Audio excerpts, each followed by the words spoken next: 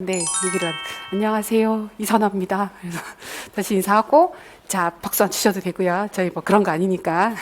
자, 오늘부터 2023학년도 아직 입에 잘 안 붙어요.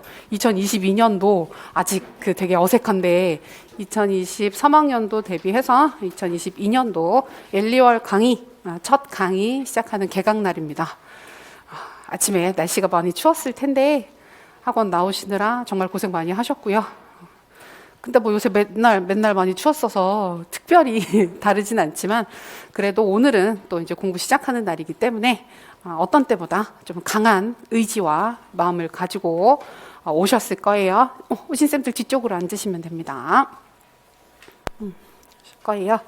그래서 오늘은 전체적으로 이제 그 기본 이론 강의 제일 처음 시작하는 시점이기 때문에 이전에 공부하셨던 경험이 있으신 선생님들도 꽤 있으시겠지만 기본적으로는 임용시험을 그리고 교육학 논술 시험 준비를 처음 하시는 선생님들을 대상으로 해서 저희가 1, 2월 강의는 진행을 합니다. 그래서 그런 맥락에서 첫 시간 여러 사항들 우리 수업이 어떻게 진행되는지 어떤 사항들 어떤 방식으로 진행되는지 그런 부분들부터 이야기를 하고 그다음에 첫 챕터 수업 시작하도록 하겠습니다.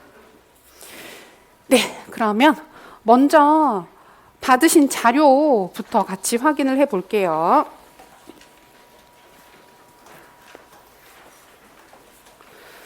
자, 자료 보시면 일단 제일 먼저 제일 큰 비포 사이즈로 교육의 이해라고 적혀 있는 구조화 자료가 있을 거예요. 구조화 자료가 있죠. 이 구조화 자료는 앞으로 매 챕터 진도 시작하는 시점에 매번 드릴 겁니다. 매번 드리고 이제 강의 끝나는 즈음에서 1, 2월 강의가 종료되는 즈음에서는 이걸 다시 한번 전체적으로 묶어서 처음부터 끝까지 다시 한번 드릴 거거든요. 그래서 그러니까 그걸 왜 똑같은 걸 두 번 드리느냐. 처음에 받으신 자료는 쓰세요. 여기에다가 뭐 필기도 하시고 이것저것 할 수 있는 게 있으면 그다음에 이게 한 장짜리이기 때문에 들고 다니시면서 보시기도 괜찮단 말이에요. 그래서 그런 용도로 두루두루 많이 쓰시고 그다음에 마무리할 때 드리는 자료는 아마 가능하면 조금은 이거보다는 정리가 돼서 한 번에 좀 들고 다니시기 편한 형태로 드릴 수 있을 것 같거든요. 그러면 그거는 좀 앞으로 반복해서 또 보시는 그런 용도로 두 번 드릴 거예요. 그러니까 처음 받으신 자료 가끔 이렇게 가끔 보면 아끼신다고 형성평가도 저희 자료 계속 나가는데 형성평가도 거기다 직접 문제 못 푸시고 다음에 또 풀어야지 이러면서 딴 데다가 답 쓰시고 하시는데 절대 다음에 풀지 않죠. 그래서 풀지 않게 되고 근데 형성평가 문제도 또 드려요. 마지막에 한 번 또 드릴 수 있으니까 좀 편하게 자료는 두루두루 많이 쓰시면 좋겠습니다. 그래서 요거는 매 챕터 시작할 때마다 저희가 같이 구조화를 하고 시작을 할 거예요. 그래서 그런 용도. 그래서 오늘도 교육의 이해 파트 처음 들어가는 부분이기 때문에 요 챕터 구조화하는 것부터 시작을 할 예정입니다. 그리고 스터디 신청서가 있죠. 이건 좀 이따가 자세히 말씀드릴게요. 쌤들 지금 많이 오고 계셔서 요거는 좀 같이 얘기를 해야 될 부분이라서 그다음에 연간 계획서 있는 부분이 있죠. 이거는 강의 관련해서 첫 시간에 저희가 같이 이야기를 나눌 부분입니다.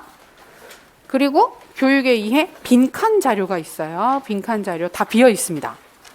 표 형태로 되어 있고 빈칸 자료인데 요것도 조금 이따가 어떻게 쓸 수 있을 것인지 전체적으로 말씀드릴게요. 네, 지금 오시는 쌤들 좀 계셔서 조금 자리 정리되면 같이 시작하도록 할게요. 네, 그쵸.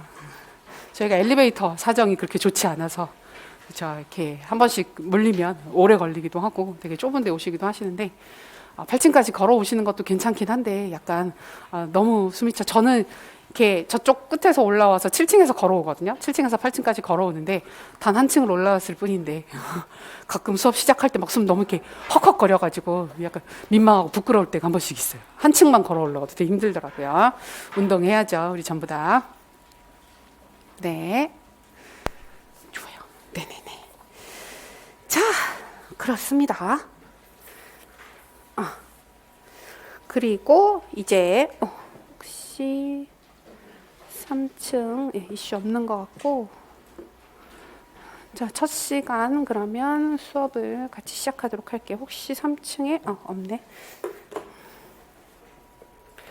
그래서 첫 시간은 우리가 강의 어떻게 진행하게 될 것인지, 뭐 전체적인 강의도 강의지만 1, 2월 강의 수업 들으실 때 어떤 식으로 어떤 부분들 염두에 두고 들으셔야 하는지를 우리 요 강의 계획서, 연간 계획서라고 하는 자료 있는 부분 같이 보시면서 확인하시면 되겠습니다. 네, 빨리 넘길게요. 자, 자료 같이 보시면서 확인할게요. 첫 번째 페이지 연간 계획서. 이건 저희 설명회 할 때도 아주 기본적인 사항들은 말씀드렸던 부분인데요.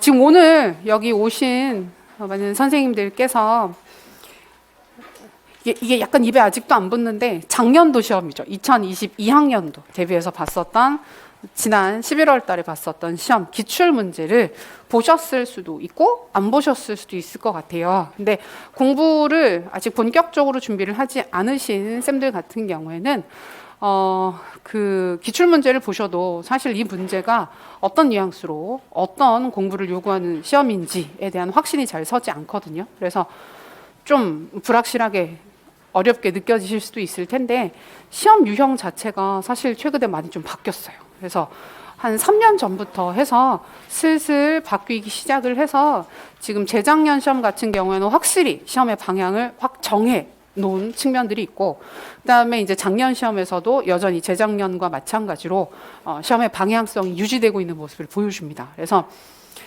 우리 논술 시험이라는 말을 들으면 제일 처음 떠오르는 게 뭔가 자기 생각을 막 쓸 것 같잖아요. 자기 생각을 쓸 것 같고 어떤 주제와 관련해서 자신의 주장을 논할 것 같은 그런 생각이 드는데, 우리 논술 시험은 그런 부분들이 있기는 하지만 그럼에도 불구하고 이론적인 사항들을 인출하는 성격이 되게 강했던 시절이 있었어요. 강했던 시절이 있어서 처음에 시험이 시작된 초반부에는 약간은 인출보다는 자신의 생각을 정리하고 논의하는 형태 시험이 좀 그런 형태로 이루어졌다가 몇 년 지나고 나서는 되게 인출 스타일이었거든요. 그래서 거의 키워드 인출 스타일로 해서 명칭 정확한지 키워드 인출이 명확하게 되는지 그런 부분들을 주로 확인하는 시험 형태로 진행이 됐다가 최근에 한 3년 전부터 해서는 키워드 인출 부분은 정말 곁다리 약간 부가적인 부분들이고 그 알고 있는 사항들을 가지고 문제에서 요구하는 부분들에 맞춰서 활용하고 적용하는 형태로 많이 바뀌었습니다. 그래서 시험 공부하실 때 그럼 어떻게 해야 될까? 공부하는 방향이나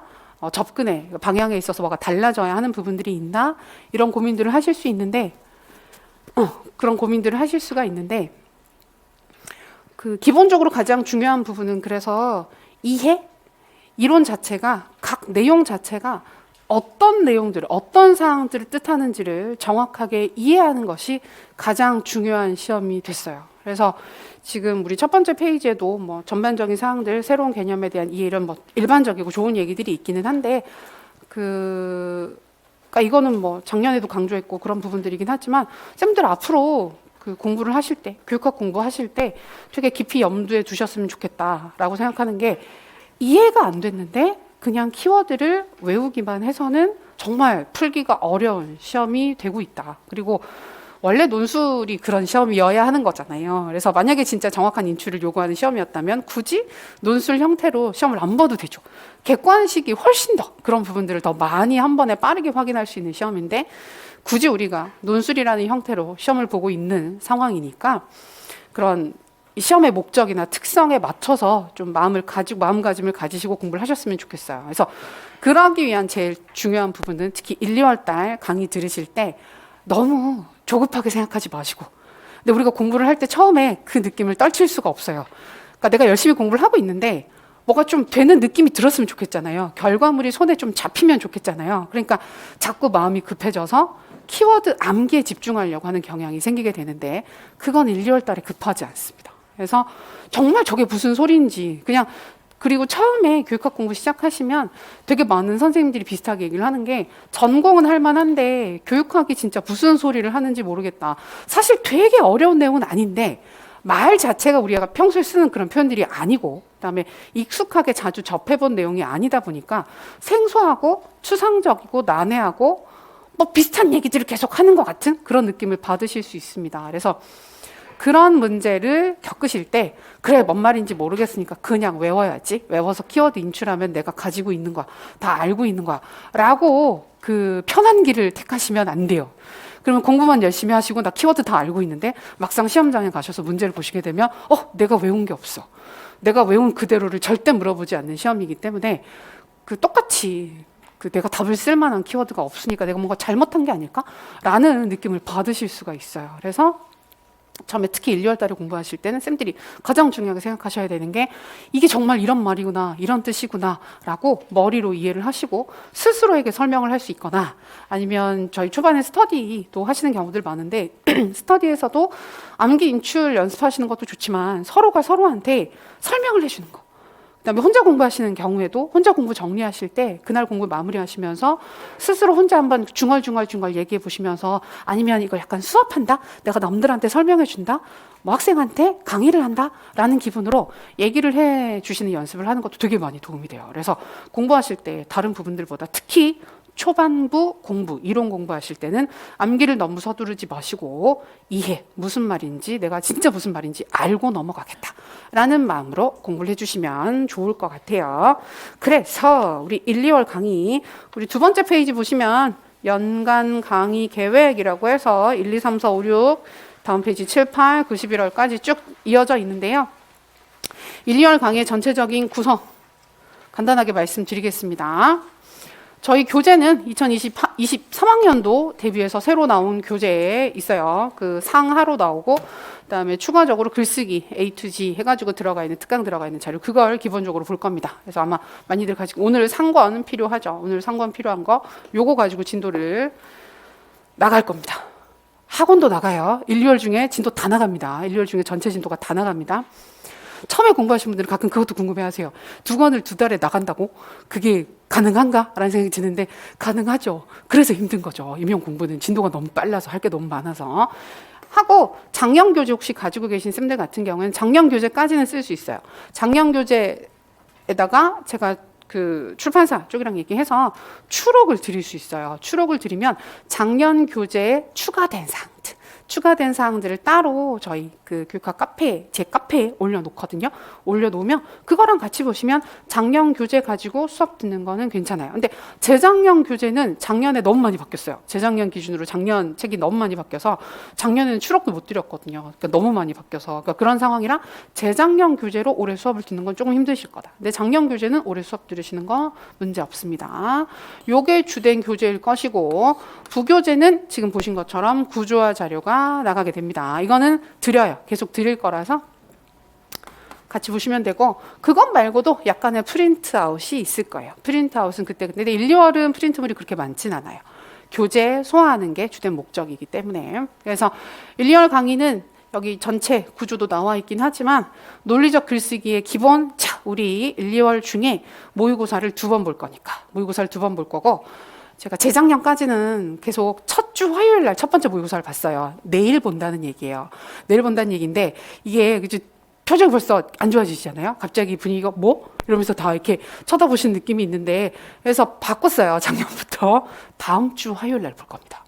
훨씬 낫죠. 전혀 낫지 않죠. 그래서 다음 주 화요일 날 제가 2주차 화요일 날 첫 번째 모의고사를 보고 그걸 첨삭을 해요. 개별 첨삭을 진행을 할 겁니다. 그래서 모의고사도 2번 보고 그다음에 글쓰기 관련해서는 다음 주에 한 번 더 글쓰기 쭉 어떻게 해야 되는지 교육학 논술을 어떻게 써야 되는지 정리를 하게 돼요. 그래서 논리적 글쓰기의 기본적인 사항들 정리하시게 될 거고 교육학 이론의 개념적 틀을 잡는다. 자, 처음부터 끝까지 일단 전체적으로 교육학이 어떤 내용들, 어떤 구조로 짜여져 있는지를 더 확인하시게 될 거예요. 그리고 아까도 강조했던 것처럼 1, 2월 강의의 가장 큰 키워드는 이해와 구조화입니다. 그래서 내가 세부적인 사항은 꼼꼼하게 다 인출할 수는 없지만 당연해요.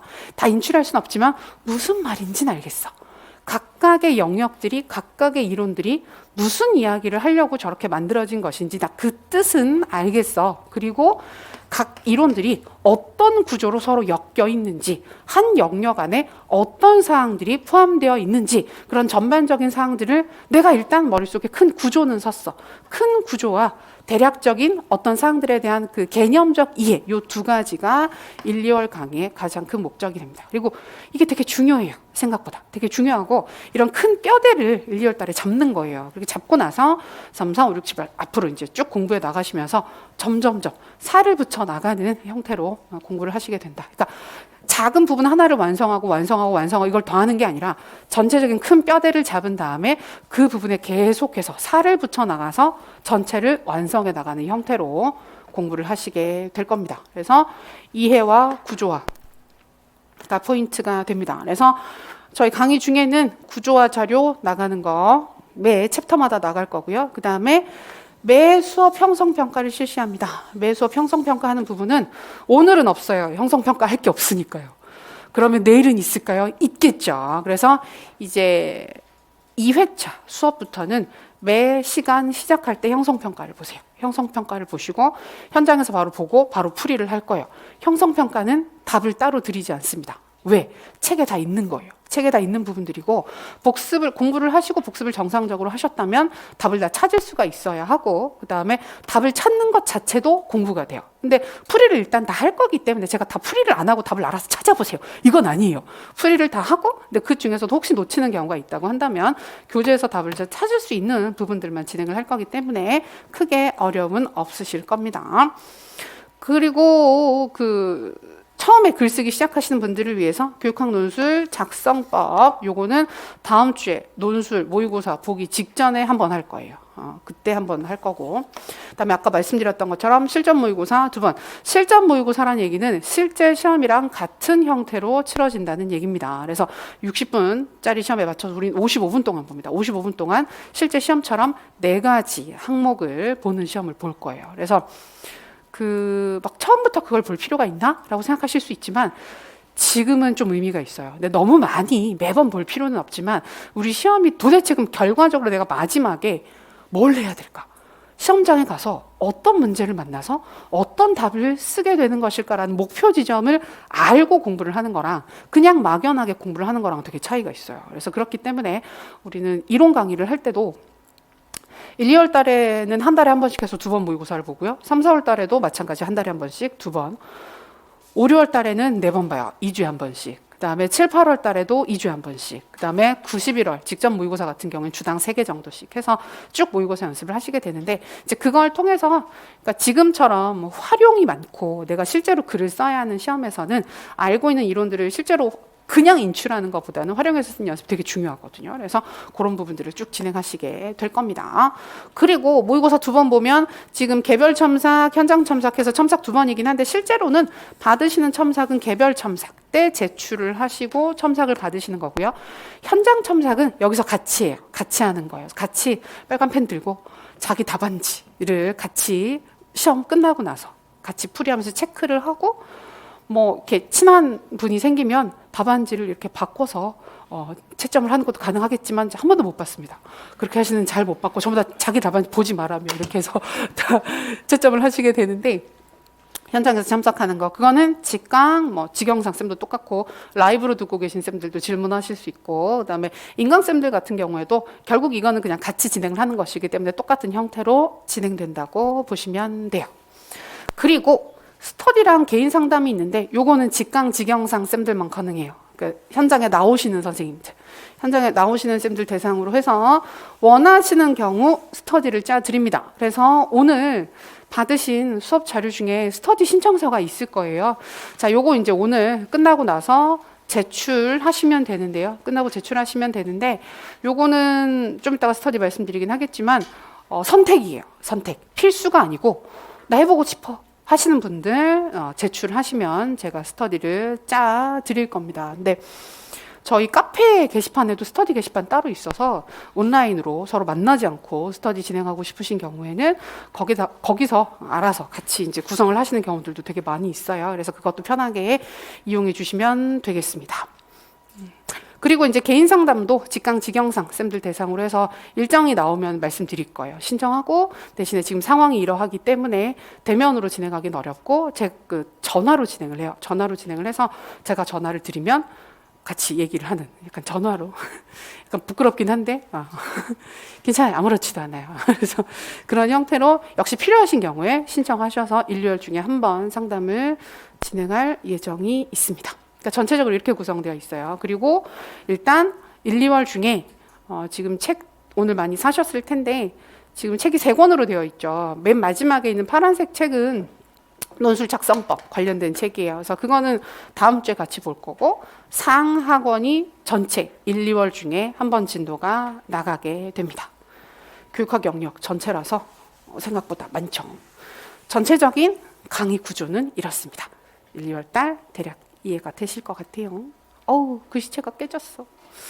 그래서 주요 일정은 지금 뭐 3, 4, 5, 6월 다른 강의 일정은 참고해서 보시면 되겠고요. 4페이지, 5페이지에 지금 받으신 자료에 교육학 공부 계획이랑 그다음에 5페이지에 주요 강의 일정 나와 있는데, 강의 일정 먼저 볼게요. 강의 일정 보시면 다음 주 화요일 날 첫 번째 모의고사 봅니다. 자, 요게 제출하는 모의고사예요. 설명되어 있는 것처럼. 그러니까 현장에서 보시는 쌤들은 그냥 제출하시면 되니까 헷갈리지 않습니다. 근데 라이브로 듣고 계신 쌤은 그때 이제 어떻게 제출해야 되는지 메일로 제출하실 거거든요. 그 일정에 맞춰서 딱 제출해 주시면 되고, 인강으로 듣고 계신 쌤들도 제출 일정이 딱 있어요. 근데 그 일정에만 제출하셨을 때 첨삭이 가능하기 때문에 그 일정 지켜서 제출해 주시면 되고, 두 번째 보기, 근데 되게 우연이지 않아요? 저 일부러 이런 거 절대 아닌데 1월 11일 1회차, 2월 22일 2회차. 그래서 111, 별로 이런 거 이렇게 의미를 부여하지 않으시는 스타일이시군요. 그래서 보면서 이게 뭐지? 이건 운명인가? 무슨? 그래서 두 번째 모의고사는 2월 22일 날 보게 되는데, 요건 제출하지 않습니다. 제출하지 않고 현장 첨삭 모의고사이기 때문에 보고 나서 바로 같이 채점하고 첨삭하면서, 자, 이거 쓰셨으면 이건 맞다고 하고 여기까지는 괜찮고 여기부터는 틀린 거고, 이런 얘기들을 하면서 채점 기준을 같이 한번 확인을 해보는 시간이기 때문에 이것도 의미가 있어요. 그래서 그러니까 남이 채점해 주는 것도 좋긴 한데 스스로 보면 되게 긴가민가하게 느껴지는 부분들이 있어요. 그래서 쓸 때는 맞다고 썼는데 나중에 채점을 할 때 보면 스스로 내가 왜 이걸 이렇게 썼지? 분명 이걸 좀 더 선명하게 쓸 수 있었을 텐데 조금 애매하게 썼더니 채점할 때 이렇게 망설이게 되네. 그러면 다음번에 글을 쓸 때 그런 부분들을 좀 잡아서 정확하게 진행을 할 수가 있으니까 이 두 가지 형태로 진행이 됩니다. 그리고 다들 궁금해하시는 설에는 쉬느냐, 수업을 하느냐? 예, 쉽니다. 그래서 1월 30, 딱 그때 걸려요. 저희가 이번에는 설 연휴에 딱 걸려가지고 1월 31일, 2월 2일 있는 주차에는 수업이 없고요. 수업이 없어도 뭐 가끔 이걸 보강을 하느냐 하시는데, 저희는 총 8주 수업을 합니다. 8주 16회 수업을 하는 거라서 그 시수를 다 맞춰서 8주까지 수업을 하고, 그러면 제가 알기로 3월 1일인가까지 수업을 할 거예요. 그래서 3월 1일인가 수업을 해서 그때 종강이 되게 됩니다. 8주 동안 수업을 해요. 그리고 매 강의 형성평가 시행하게 되는 거 쭉 기본적인 사항들입니다. 그리고 그 전에 그럼 4페이지에 있는 거 교육학 공부 계획은 지금 1월 달부터 11월 달까지 전체 공부 계획을 쭉 대략적으로 잡아 놓은 거예요. 그래서 이거는 지금 이런 계획을 뭐 너무 세세하게 세우실 필요는 없지만 대략적인 흐름으로 보셨을 때, 근데 가끔 그 질문을 하시는 경우들이 있었어요. 기출 문제를 1월 달부터 봐야 되느냐, 2월 달부터 봐야 되느냐, 이론 공부하면서 기출 문제를 보라, 막 이런 질문을 하시는 경우들이 있어서 그것 때문에 대략 흐름을 보여드리는 거예요. 1, 2, 3, 4는 보통 이론 공부를 하시는 게 좋아요. 일반적으로. 그러니까 제가 말씀드리는 건 다 초수쌤들 기준입니다. 초수. 시험을 처음 준비하신 쌤들 기준으로 보게 되면 1, 2, 3, 4는 이론 공부에 집중하시는 게 좋습니다. 그래서 1, 2월 강의에는 지금 말씀드렸던 것처럼 이해하고 구조화를 하는 거. 암기 인출보다는 이해를 포인트로 1, 2월 달 최소 1회독을 하자. 자, 우리가 공부하시다 보면 회독이라는 말을 써요. 많이 써요. 그죠? 1회독 해라, 2회독 해라. 그래서 우리가 사실 의미를 크게 생각하지 않고 그냥 같이 쓰긴 하는데, 가끔 보면 사람들마다 생각하는 회독의 개념이 되게 달라요. 되게 달라서 어떤 분들은 1회독을 한다의 기준이 그냥 한번 이렇게 봤어. 쭉 넘겨봤어. 이 정도도 일회독으로 생각하시는 경우들이 있고, 어떤 분들은 정말 내가 이걸 꼼꼼하게 봐서 다 외우고 인출할 수 있는 수준에 대한 회독을 했어라고 생각하시는 경우들이 있는데, 둘 다 회독이라고 부르기는 해요. 둘 다 회독이라고 부르기는 하는데, 보통 우리가 교육학 공부할 때 회독은 완전하진 않지만, 완전하게 다 외우고 인출하고 뭐 다 내가 가지고 있는 건 아니지만, 그래도 어느 정도 신경을 써서 그러니까 가끔 보면 그냥 읽기만 한다, 진짜 말 그대로 읽은 거, 한 번 돌려서 읽은 거라는 의미로 회독이란 말을 쓰시는 경우들이 있는데, 그것도 괜찮긴 하지만 이해를 하려고 애를 쓰면서 읽고, 그 다음에 주요 사항들에 대해서는 실제로 암기가 되지는 않았지만 암기를 하려고 애를 쓰면서 내가 한번 공부를 했어, 요 정도를 회독의 개념으로 보시면 됩니다. 그래서 1, 2월 중에 최소 한 번 회독이 되어야 하고요. 전체 영역. 근데 그 회독은 수업 따라가면 억지로 회독을 시켜요. 왜냐하면 수업에서 한 번 돌리니까. 그래서 수업을 듣고 복습을 했다 그러면 아주 무리 없이 한 번 돌리시게 되는 겁니다. 그리고 3, 4월 달에는 조금 이제 암기가 들어가는 겁니다. 그 시점부터 해서는 이해를 바탕으로 해서 주요 키워드는 좀 더 외우려고 애를 썼으면 좋겠다. 그러나 내가 기대하는 만큼 모든 부분들이 다 인출이 되지는 않을 겁니다. 그게 정상입니다. 그리고 좀 한 번 또 말씀드리겠지만, 초반부 공부할 때 쌤들이 가장 잘 견디셔야 하는 부분이 생각만큼 잘 안 되는 부분들이 있어요. 내 기대만큼 이거 아무것도 아닌데 공부를 하다 보면 절대 어려운 내용도 아니고 별거 아닌데 이상하게 내 생각만큼 잘 안 돼요. 근데 그 부분들을 잘 참고 견디면서 꾸역꾸역 넘기시는 게 결국은 되게 중요한 포인트가 돼요. 그래서 3, 4월 달에도 한번 회독하시면서 주요 사항들 좀 더 세부적으로 꼼꼼하게 외웠으면 좋겠다. 그 정도. 그러니까 이런 공부는 1, 2, 3, 4를 주로 하시고, 5, 6, 7, 8은 보통 문제풀이를 많이 하는데, 초수쌤 같은 경우에는 아직 기출을 안 본 상태이기 때문에 5, 6월 달 저희 강의에도 커리큘럼이 그렇게 짜여져 있긴 하지만 기출문제풀이를 해요. 기출문제풀이를 하고, 7, 8월 달에는 저희는 작년부터 좀 바꿔서 영역별로 실전 활용 문제들을 많이 풉니다. 그래서 지금 문제 자체가 그대로 인출을 하는 게 아니라 활용 성격이 강하기 때문에 영역별로 활용하는 문제들을 7, 8월 달에 꾸준히 푸시는 게 좋다. 그래서 가끔 이론 공부하시면서 기출문제를 같이 봐야 하느냐, 괜찮긴 한데 초수쌤들은 굳이 그럴 필요는 없다. 그래서 이론이 어느 정도 좀 닦여지고 내가 가지고 있는 키워드가 있어서 어느 정도 인출이 됐을 때, 구조가 확실히 잡혔을 때 그 이론을 가지고 기출을 정리를 하고 확인을 하게 되면 좀 더 선명하게 모든 부분들이 정리되는 부분들이 있습니다. 여기서 조심하셔야 되는 거, 문제풀이 들어가기 직전에 대부분의 선생님들이 비슷하게 하는 생각이 있어요. 내가 과연 문제풀이를 할 수준이 되나? 나는 아직 준비가 안 돼 있는데, 난 아직 준비가 되지 않고 이론 암기와 키워드 정리가 완전하지 않은데. 자, 여기서 포인트. 이론 암기가 완벽하고 정리가 완전하게 되는 시점은 올 것이냐? 과연 우리가 공부를 하는 시점 중에 올 것이냐? 오지 않는다. 시험을 보는 직전까지도 완전하게 그렇게 내가 완벽하게 이 상황을 통제하는 느낌은 잘 못 받습니다. 교육학보다 전공이 더 그럴 거예요. 근데 그렇다고 그러면 그 문제 풀이를 내가 이론을 완전하게 소화하는 순간까지 기다려서 풀 것이냐? 오지 않는다니까요, 그 시점.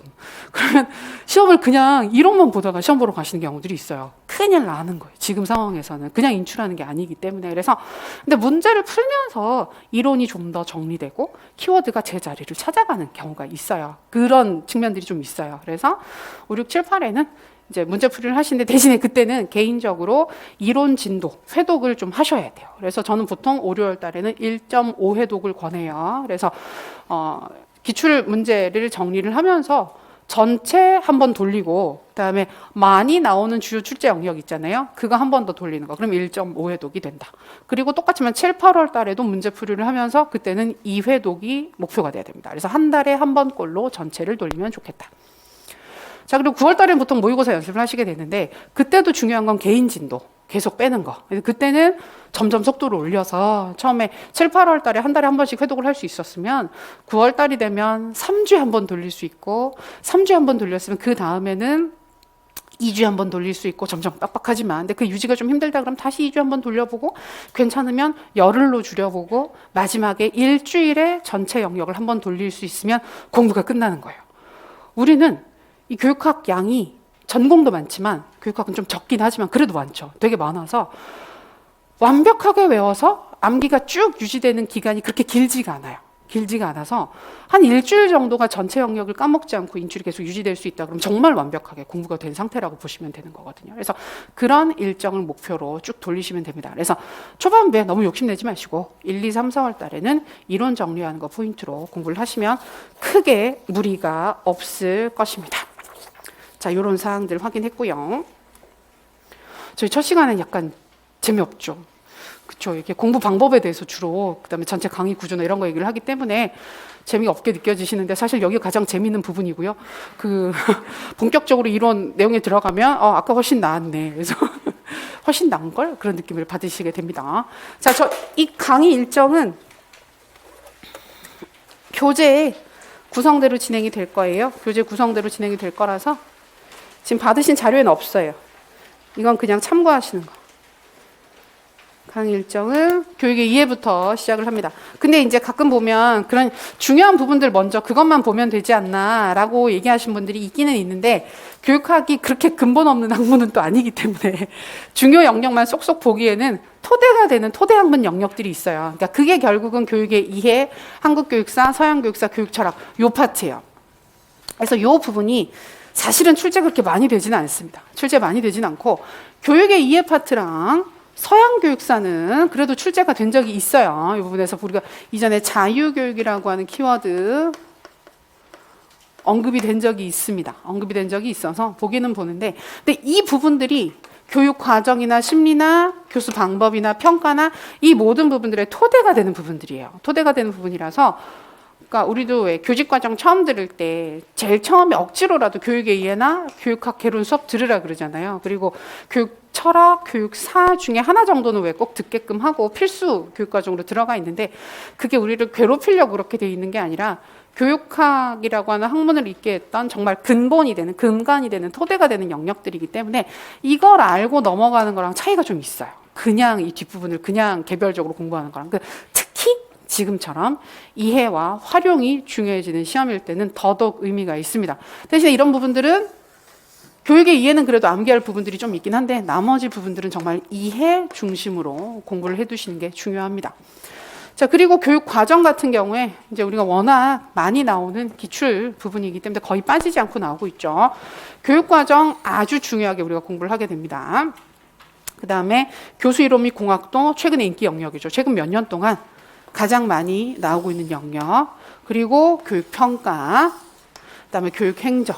여기 네 가지가 최근에 가장 인기 영역입니다. 이 중에서 교육 행정은 거의 한 번도 빠지지 않았습니다. 출제가 빠진 적이 거의 없습니다. 교육 과정도 그렇습니다. 그래서 보통 얘기할 때 우리 시험은 보통 네 가지 영역이 출제가 되는데 그 중에 두 가지는 과정과 행정일 것이다. 나머지 두 개는 교수 이론 및 공학이나 평가나 심리 중에 두 가지가 출제가 되는 경향이 있어요. 그래서 압도적인 비율로 요 5가지 영역이 자주 출제되는 영역이기 때문에 공부하실 때도 약간 경중을 나눠서 좀 힘을 좀 다르게 좀 투여를 한다고 한다면 이 영역들을 신경 써서 보시는 게 의미가 있어요. 특히 초반에는 좀 덜한데 후반부가 되게 되면 거의 이쪽 영역 중심으로 공부를 많이 하시게 되죠. 그래서 요 순서대로 생활지도 및 상담. 근데 생활지도 및 상담은 사실 심리에 많이 포함이 돼요. 그래서 같이 엮어서 출제를 할 수도 있는 부분들이고 사회학 같은 경우에는 이제 워낙 우리가 이제 작년까지도 그 교육 격차 이런 문제들이 많이 나왔었던 부분이기 때문에 관심이 있었던 부분이기 때문에 또 여전히 관심 있는 부분들이긴 합니다. 그래서 요 순서대로 공부를 하시게 됩니다. 1, 2월 달에는 그래도 아무래도 전체적인 영역들을 이해한다. 교육학에 대한 베이스가 없는 상황에서 전체를 이해한다라는 목적이 강하기 때문에 전체 영역을 좀 쭉 다 살펴본다 그러면 이제 3, 4월 심화 이론반이 되게 되면 조금은 경중을 나눠요. 조금 경중을 나눠서 좀 더 중요한 부분들의 세부 사항들을 좀 더 많이 보게 되는 그런 방식으로 수업을 하게 될 겁니다. 첨삭 부분은 아까 말씀드렸던 것처럼 제출하는 개별 첨삭과 제출하지 않은 현장 첨삭이 있다. 이걸 왜 이렇게 강조를 하느냐라고 의아해하실 수가 있는데 제 경험상 잘못 제출하는 경우들이 워낙 많아서 말씀드리는 거거든요. 근데 이번에 일정 차이가 그렇게 많지는 않아서 아마 무리 없이 잘 내실 것 같기는 해요. 자, 그리고 중요한 사항입니다. 6페이지 교육학 공부 방법. 앞으로도 이 부분은 여러 번 말씀드리게 될 사항이에요. 공부하시다가도 계속해서 이 부분들은 이제 궁금하시고 또 어떻게 해야 되는지 고민이 많아지시는 부분들이기 때문에 앞으로도 확인을 하긴 하는데, 자, 기본적으로 이거는 제가 말씀드린 교육학 공부 방법은 강의를 들으면서 공부를 하실 때 어떻게 공부를 해야 되는지를 알려드리는 거예요. 첫 번째 제일 중요한 거, 강의는 밀리지 않아야 한다. 당연한 얘기인데 우리 직강쌤들은 이런 문제는 크게 있진 않죠. 앉아있으면 시간이 흘러가니까 강의가 밀릴래야 밀릴 수가 없습니다. 근데 가끔 이제 못 나와서 인강으로 들으시는 경우에는 확실히 느낌이 다르죠. 그리고 대부분 직강 나온 쌤들은 이 이유 때문에 나오신 경우들도 많아요. 내가 이전에 인강을 들어봤더니 도저히 내 의지로는 인강을 제 시간에 듣는 게 너무 힘들더라. 내 손을 잘라버리고 싶다. 계속해서 그죠. 스페이스바를 누르게 되죠. 잠깐만 이러면서 잠깐만 누르게 되고, 그러고 나면 약간 돌아오지 않고. 그래서 그게 너무 힘들어요. 사실 그게 너무 힘들어서 이제 현장에 나오면 강의가 밀리는 일들은 없어지죠. 없어지니까 좀 낫기는 한데, 인강으로 듣고 계신 쌤들은 정말 생각보다 이게 진짜 중요합니다. 그래서 내가 특별히 다른 계획이 있어서 나는 2달짜리 강의를 꼭 2달에 들을 필요가 없어. 난 석 달이 들을 거야. 라고 생각을 하고 하는 게 아닌 이상은 일정에 맞춰서 들으시는 게 가장 무리가 없습니다. 자, 만약에 밀린다. 근데 밀리는 일이 생길 수 있어요. 무슨 일이 생겨가지고. 자, 그랬을 때 어떻게 해야 되느냐. 최대한 빠르게 듣고 넘어가거나, 그러니까 이거는 그냥 듣고 넘어가라는 얘기예요. 그걸 충분히 소화를 못 하더라도 일단 듣고 넘기거나 아니면 현재 진도를 우선적으로 진행을 해라. 전 이게 되게 중요하다고 생각하거든요. 근데 이게 초반부에 흔히 겪게 되는 함정이에요. 완벽하게 해야지. 그러니까 초반에 뭐가 빠지게 되면 또 처음에는 또 그런 의지가 되게 충만하잖아요. 그래서 중간에 뭐가 빠지게 되면 처음부터 이러면 안 되지 않나. 그래서 막 욕심이 생겨가지고 막 조금도 빠지는 부분 없이 잘 들으려고 하다 보면 이게 약간씩 눈덩이가 불어나듯이 조금씩 밀려요. 그래서 처음에는 이게 1시간 한 강이 밀렸는데 2강, 3강, 4강, 5강, 어느 시점 한 10강 정도 밀리면 난 내가 그렇지 뭐. 이러면서 막 내가 이럴 줄 알았어. 이러면서 약간 손을 떼게 되고 공부를 하기 싫어지게 되고 하는 부분들이 생기는데, 근데 그러다 보면 결국 구멍이 생길 수밖에 없기 때문에 가장 중요한 건 공부를 하건 복습을 하건 지금 나가는 진도를 우선적으로 하는 게 중요합니다. 그럼 앞에 밀린 부분 어떻게 해요? 못 들은 부분 어떻게 해요? 그 부분을 내가 알고 있어야 돼요. 내가 어디가 구멍이 나 있는지를 알고 있는 상태에서 시간이 추가적으로 좀 날 때, 내가 가능할 때 조금이라도 가볍게라도 듣고 넘어가면 돼요. 그리고 공부는 우리가 시험 때까지 계속 하는 겁니다. 지금 2달하고 시험 보러 가는 게 아니고 1년 내내 공부를 하고 1년 내내 공부를 유지한 상태에서 시험 때까지 내가 최대한 공부를 잘 해서 시험을 보러 가시는 게 중요한 거지, 지금 이 순간 공부를 많이 하는 게 중요한 게 아니에요. 좀 장기적으로 생각하고 공부를 하시는 게 중요합니다. 두 번째, 복습은 최대한 빠르게, 아주 중요합니다. 그래서 직강 나온 쌤들은 이게 편하죠. 직강 나오면 아침에 수업 듣고 이제 오후 시간이 딱 점심시간이란 말이에요. 그러면 식사 간단하게 하시고, 간단하게, 거하게, 그리고 간단하게 하시고, 그 다음에 보통 바로 복습을 하는 게 제일 좋아요. 그래서 교육학 복습, 그러니까 그건 교육학도 마찬가지고 전공도 마찬가지고 복습을 묵히면 시간이 더 많이 걸립니다. 그래서 그날 수업 들었던 걸 복습을 할 때, 예를 들어서 4시간 수업을 듣고 복습을, 사람마다 다르지만 처음에 복습을 하면 4시간 이상 복습을 하는 게 정상이에요. 4시간짜리 수업을 들었으면 그 이상 복습을 해야 돼요. 그래서 6시간에 끝날 복습이 하루가 지나고 이틀이 지나고 3일이 지나서 복습을 하면 6시간에 끝나지 않습니다. 하루 지나면 아무것도 기억이 나지 않습니다. 마치 처음 보는 내용처럼 되게 생소하게 느껴지게 됩니다. 그래서 6시간에 끝날 수 있는 공부가 8시간, 10시간이 걸리게 돼요. 근데 우리가 시간이 되게 많은 공부면 내가 하고 싶은 대로 할 수가 있지만 시간 정해놓고 하는 공부잖아요. 그래서 그럼 시간 너무 아까워요. 그래서 가장 효율적으로 공부를 할 수 있는 건 그날 수업 들었던 걸 그날 복습하셔야 돼요. 인강 들으시는 쌤들은 일정에 따라서 조절을 하시긴 하시는데 그래도 강의를 들은 그날 복습을 하시는 게 중요하다. 근데 가끔 오후에 전공 수업이 있는 경우가 있어요. 월, 화 중에 오전에 교육학 수업 듣고 나서 오후에 전공 수업 하시는 경우들이 있거든요. 원래는 진짜 별로예요.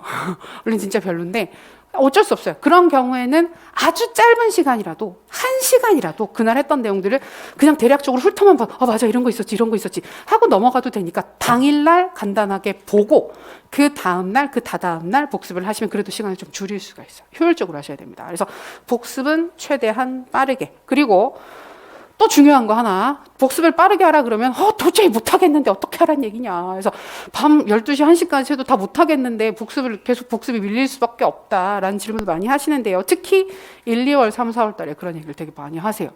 자, 포인트, 복습은 완벽하게 하는 게 아닙니다. 복습 시간 내 강의 내용을 전부 소화하는 게 복습입니다. 무슨 말이냐? 내가 오늘 수업을 듣고 나서 밥을 먹고 났더니 내 체력을 고려해서 보면 내가 공부를 할 수 있는 시간이 6시간이다. 사람마다 다 달라요. 그 체력은. 사람마다 정말 달라요. 그 복습할 수 있는 시간이 4시간 하면 나 죽을 것 같아. 그럼 4시간밖에 못 하는 거예요. 나는 8시간 할 수 있어요. 8시간 할 수 있어요. 그러면 시간이 정해지면 그 시간 안에 무슨 일이 있어도 다 하는 거예요. 복습은. 그럼 어떻게 깊이가 달라지게 되는 거예요. 내가 하고 싶은 깊이로 복습을 하면 대부분 다 끝나지 않아요. 끝나지 않는데 그런 식으로 하면 계속 밀려요. 밀리고 구멍이 나고 하기 싫어지고 끝까지 완료를 못 하게 됩니다. 근데 계속 말씀드리지만 우리가 한 번 보고 마는 공부가 아니고 1년 내내 시험 전까지 유지를 해야 되는 공부이기 때문에 지금 볼 때 한 번 볼 때 완벽하게 보지 않아도 괜찮아요. 그러니까 초반에 공부에서 제일 경계해야 되는 게 완벽하게 할 거야. 1, 2월 달에 하는 공부는 절대 완벽할 수가 없어요. 근데 그 말도 안 되는 완벽을 추구하다가 시간을 엄청나게 많이 소비하고 구멍을 뻥뻥뻥뻥 뚫어버리는 경우들이 되게 많거든요. 그럴 필요 없어요. 그래서 내가 4시간을 공부할 수 있으면 4시간 안에 볼 수 있는 거예요. 그러니까 쌤들 딱 어떤 마인드로 공부를 하시는 게 중요하냐면 시험 전날 시험 범위가 딱 정해져 있는데 그걸 내가 공부를 하나도 안 했단 말이에요. 그럼 그 범위를 어떻게 봐요? 시험 범위가 이만큼이다. 시험 전날. 그럼 쌤들 어떻게 보세요? 첫 번째 페이지 펴가지고 무슨 말이지? 이렇게 안 보지 않아요? 그래서 다 보게 되면 그 뒤에 다시 앞으로 돌아가서 다시 보고 하죠. 그 방식으로 하셔야 돼요. 그러니까 쌤 약간 맨날 말씀드리는 거지만 1년 내내 시험 전날처럼 복습해야 되는 부분을 보시는 거예요. 정말 시험 전날처럼. 그러면 시험 내가 이만큼 봐야 되는 복습이 오늘 진도가 이만큼 나갔으면 이만큼 오늘 무조건 봐야 되는 거예요. 그래서 복습 시간이 끝나면 진짜 시험을 보러 간다는 마음으로 이걸 그 시간 안에 어떤 식으로든 내가 시험 직전에 1시간밖에 없으면 어떻게든 보죠. 간단하게라도 보고 키워드만이라도 다시 보고 보잖아요. 그런 마음으로 반복해서 보시는 게 정말 중요합니다. 이거는 짧은 기간 공부를 하는 게 아니라 많은 양의 공부를 오랫동안 유지하는 공부는 이 방법이 가장 괜찮아요. 가장 괜찮은 방법이라서 어쨌든 시간을 정해놓고 회독을 반드시 끝낼 수 있게끔 진행을 하시는 게 중요합니다. 자, 그리고 복습의 시작과 마무리는 그날 공부한 내용의 인출로 시작하고 인출로 끝내야 됩니다. 무슨 말이야? 아까 인출하지 말래며 이해하라 그랬었잖아요. 이게 무슨 말이냐? 자, 오늘 수업이 끝나고 복습을 하시잖아요. 첫날이니까 복습을 하실 거예요. 첫날이니까. 복습 양이 많진 않을 거예요, 오늘은. 그러면 제일 먼저 하시는 게 빈 종이를 펴거나 아니면 벽을 보시고 아니면 눈을 감으면 안 돼요. 잠이 들 위험이 있어요. 그래서 어딘가를 보면서 오늘 수업 뭘 했었지? 진도 나갔던 부분에 대해서 떠올려 보세요. 떠올려 보시고 아니면 손으로 들고 키워드 기억나는 거 있으면 뭐 이런 거 있었지 이런 거 있었지 하고 써보세요. 인출이 잘 안 되는 게 정상이고 안 돼도 상관없으니까 그걸 반드시 하셔야 돼요. 그래서 이런 부분들이 있었는데 와 하나도 기억 안 나네 라는 생각을 가지고 복습을 하세요. 그 다음에 복습을 다 하고 나면 제일 마지막에 하시는 것도 그거예요. 오늘 수업 듣고 내가 복습하면서 봤던 내용들이 무엇인지에 대해서 다시 한번 떠올려 보세요. 처음부터 끝까지. 이게 정말 암기 인출과 장기 기억으로 진행을 하는데 정말 도움이 많이 됩니다. 그래서 근데 이게 되게 하기 싫어요. 되게 하기 싫고 해보면 인출이 잘 안 되기 때문에 되게 힘들어요. 근데 힘들게 자극을 한 게 오래 기억이 되고 오래 인출이 되고 내가 활용할 수 있는 의미 있는 지식이 되는 겁니다. 그러니까 제일 안 좋은 게 아무 생각 없이 쭉 보는 거. 그것도 좋아요. 그것도 좋긴 한데 이걸 스스로 생각하지 않고 되게 수동적으로 그냥 보고만 있으면 다 아는 것 같은데 막상 그러니까 필요할 때 잘 인출이 안 되고 필요할 때 활용이 잘 안 되거든요. 근데 이걸 가장 자극해 줄 수 있는 게 스스로 한번 전체 내용에 대해서 떠올려 보는 게 가장 중요하기 때문에 복습의 시작과 복습의 마무리는 반드시 개별 인출로 하셨으면 좋겠다. 그리고 저희가 매 시간 형성평가를 보게 되는데요. 형성평가 초반에 되게 스트레스예요. 그래서 특히 1, 2월 달에는 형성평가 보고 막 너무 속상해가지고 막 열받아 하시는 경우들도 있는데 그 정도로 힘들게는 안 내는데 쌤들이 되게 기준이 높아서 다 맞고 싶어 하세요. 일부 선생님들이. 그래서 스트레스를 많이 받으시는데 형성평가를 잘 보려고 애를 쓰시는 건 되게 좋습니다. 그때그때 되게 강한 그 각인을 할 수가 있어서 좋기는 한데 또 이제 그 전날 공부하셨더라도 꼭 아침에 오시면 형성평가 직전에 해당하는 진도 부분들을 빠르게 보면서 확인하는 거 당연하지만 하시는 거 아주 중요하고요. 그다음에 전체적인 우리 공부의 포인트는 계속 말씀드리지만 이해가 가장 중요해요. 이해가 없이 암기를 하는 건 정말 아무 의미가 없어요. 이해하시고 구조를 잡고 암기 인출. 그러니까 순서가 절대 여기에 방점이 찍히면 안 돼요. 지금은 암기 인출을 강조해서 공부를 하시게 되면 쓸모없는 키워드만 머릿속에 가득할 수 있습니다. 그래서 내가 답을 알고 있는데도 답을 쓸 수가 없는 가장 짜증나는 상황이 될 수가 있기 때문에 이해와 구조화와 인출. 자, 그 다음에 계속 말씀드리지만 1, 2월 공부의 포인트 조급해 하시면 안 돼요. 급하지 않습니다. 전혀 급하지 않습니다. 그리고 1, 2, 3, 4는 우리 초수쌤들 같은 경우에는 공부 방법을 찾는 시기예요. 그래서 아직은 이런 공부들에 익숙하지 않기 때문에 뭐가 제일 잘 맞을지 잘 몰라요. 그래서 이렇게 해보고 아니네 그럼 빨리 바꾸고 잘 맞는 부분들을 찾는 것도 중요하니까 그런 부분들에 대해서 너무 스트레스 받지 마시고 여러 번 조급해하지 말고 그다음에 책 자체를 여러 번 보고 틀리면 다시 보지 뭐. 또 틀렸네 다시 보지 뭐. 진짜 그런 마인드로 여러 번 보시는 게 중요합니다. 익숙해지시는 게 중요한데 지금은 되게 힘겹지만 그 교육학은 확실히 제가 말씀드릴 수 있어요. 갈수록 쉬워져요.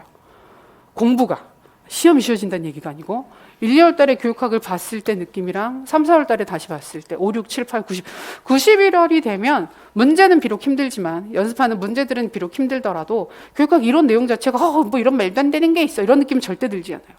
할만해요. 전공이 문제지. 전공은 뒤로 갈수록 힘들어지지만 교육학은 절대 그렇지 않습니다. 그래서 지금 느끼는 어려움이나 막막함이 점점 좋아질 것이니까 편안한 마음으로 진행해 주시면 좋을 것 같아요. 그리고 저희는 보통 1시간 수업하고 10분씩 쉬어요.